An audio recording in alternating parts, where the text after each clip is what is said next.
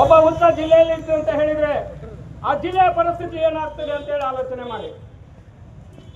ಇಡೀ ಜಿಲ್ಲೆಯನ್ನ ನೋಡಬೇಕಾದಂತ ಅವರೇ ಸರಿಯಾದ ರೀತಿಯಲ್ಲಿ ನಡ್ಕೊಳ್ಳದೆ ಇದ್ರೆ ಈ ಜಿಲ್ಲೆಯ ಜನರ ಪರಿಸ್ಥಿತಿ ಏನಾಗಬಹುದು ಅಂತ ಹೇಳಿ ಈಗ ಫೋನಲ್ಲಿ ಅವ್ರು ಹೇಳಿದ್ದಾರೆ, ನೀನು ಅಯೋಗ್ಯ ಇದೆಯಾ, ಆ ರೀತಿ ಮಾಡಬಾರ್ದು, ಪ್ರಜಾಪ್ರಭುತ್ವದಲ್ಲಿ ಎಲ್ರಿಗೂ ಹೋರಾಟ ಮಾಡೋದಕ್ಕೆ ಹಕ್ಕಿದೆ, ನೀನು ಅದನ್ನ ಹೆಂಗ್ ಕಿತ್ಕೊಳ್ತೀಯ, ಅದು ಸರಿಯಲ್ಲ, ನೀನು ಅವ್ರಿಗೆ ಹೋರಾಟ ಮಾಡಿದ್ದಕ್ಕೆ ನೀನು ಆಕ್ಷನ್ ತಗೋ. ಮಂತ್ರಿ ಮಾತು ಕೇಳಿಲ್ಲ ಅಂದ್ರೆ ನಾವು ಸುಮ್ಮನೆ ಅಂತ ಬಿಡ.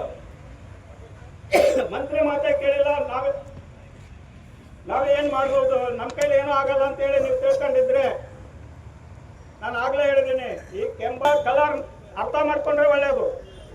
ಅದರಲ್ಲಿ ಇರುವಂತ ಜನ ಎಷ್ಟು ಡೇಂಜರ್ ಅದಾರ ಅಂತೇಳಿ, ಅದರಲ್ಲಿರುವ ನಾಯಕರು ಎಷ್ಟು ಡೇಂಜರ್ ಅದಾರ ಅಂತೇಳಿ, ಆ ಡೇಂಜರ್ ಅನ್ನ ಅರ್ಥ ಮಾಡ್ಕೊಳ್ಳಿಕ್ಕೆ ಆಗ್ಲಿಲ್ಲ ಅಂದ್ರೆ ಈ ಪೊಲೀಸರನ್ನ ನೀನು ಇಲ್ಲಿ ಅಡ್ಡ ನಿಂದಿರಿಸ್ಕೊಂಡು ನಾವಿವತ್ತು ಸಾಂಕೇತಿಕ ಪ್ರತಿಭಟನೆ ಮಾಡಕ್ ಬಂದ್ವಿ.